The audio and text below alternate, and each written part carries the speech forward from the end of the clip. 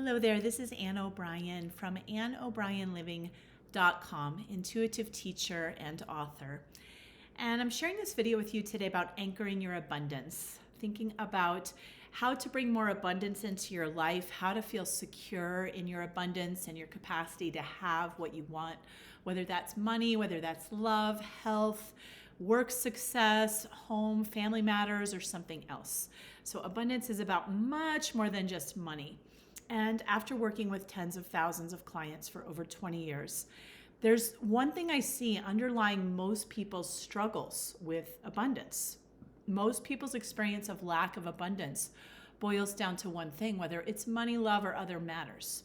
And that one thing is a misunderstanding of scarcity, this idea of scarcity that is actually not true. There's a lot of different ways this plays out, but we live in an abundant world.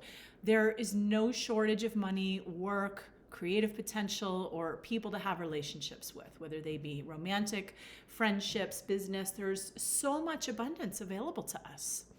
There are always more options than either A or B, but every time that I have a client stuck in a loop, there's some version of that going on, like it's only this or this, tunnel vision. And even more so, I see people very tunnel vision on it's only what I have right now. And that shows up as continuing to complain about, continuing to repeat the story about it, continuing to ruminate about it, process the thing that's going on right now.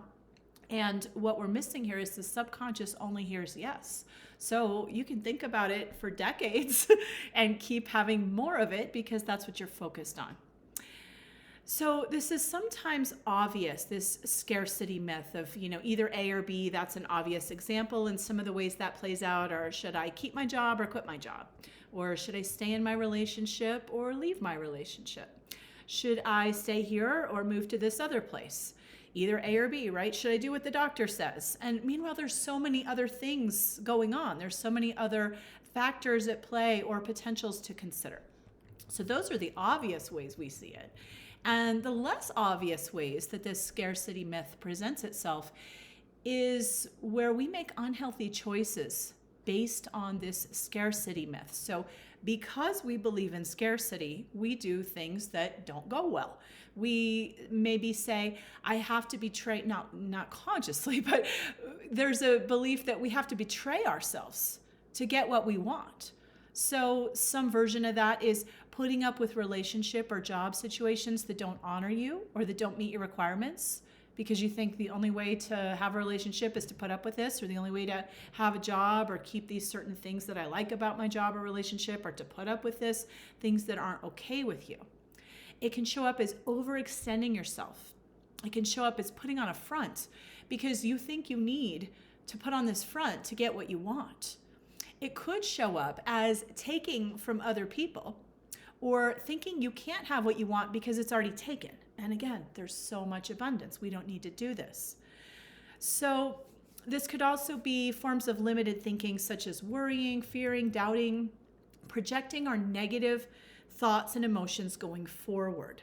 And so to counter this, I'm going to give you probably enough, this is all the things that's wrong. Let me give you something positive to think about. So to counter this, there's an exercise that I love to do, and I try to do it myself every day. I give it to a lot of my clients, and that is to brainstorm 10 amazing things that could happen better than you have imagined. So it's not necessarily to try to manifest each of those things specifically. It's something, don't censor it, just kind of brainstorm, free flow. What it is designed to do is to unblock that limited thinking. So as much attention as we put into the worrying, the doubting, the fearing, the ruminating, etc., what if we could put more attention away from that into the positive of all the ways things could go right? So every time I've done this, good things happen. Not usually the things I wrote down, sometimes, but often the universe has so many creative ways to give us what we want if we only get out of the way and be open to things we haven't conceived of yet. And I'm sure you can think of that in your own life where something came your way in a way that was very interesting. It wasn't necessarily the pathway that you would have imagined to getting what you want, but some conditions showed up in your life or some situations played out that were serendipitously perfect that got you to where you needed to go that you couldn't have planned. So those are some of my thoughts on scarcity and why this is such a big issue that gets in the way of our abundance. And to help you counter it, besides the exercise I just gave you, I do have a upcoming class. It's a six class series online class called Anchoring Your Abundance. And this is starting on March 5th. It goes from March 5th until May 14th, every other Tuesday.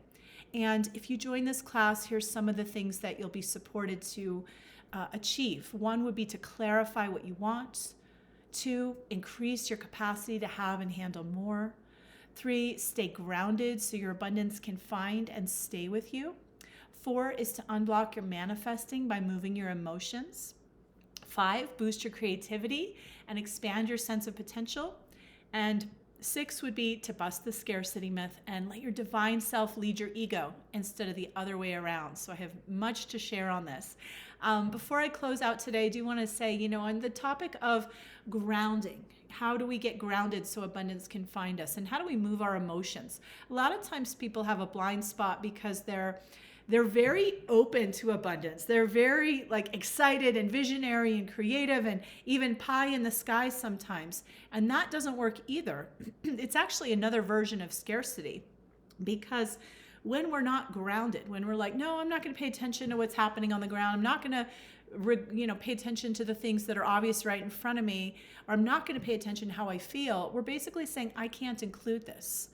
I only believe in my future vision. I can't pay any attention or include what's happening now. And that will not allow you to have the abundance, because it's a version of scarcity. Or if you're repressing emotions or bypassing feelings, not including them, well, you're not able to really be present and invite in what you desire. So there's a world of wonders we can do in unblocking emotions to open up pathways to abundance. So we'll get into all that in more detail in this class. AnnO'BrienLiving.com/abundance is the link. Feel free to click on that if you would like to learn more, if you would like to sign up, and love to see you there. All right. Thanks so much for watching. Have a beautiful day.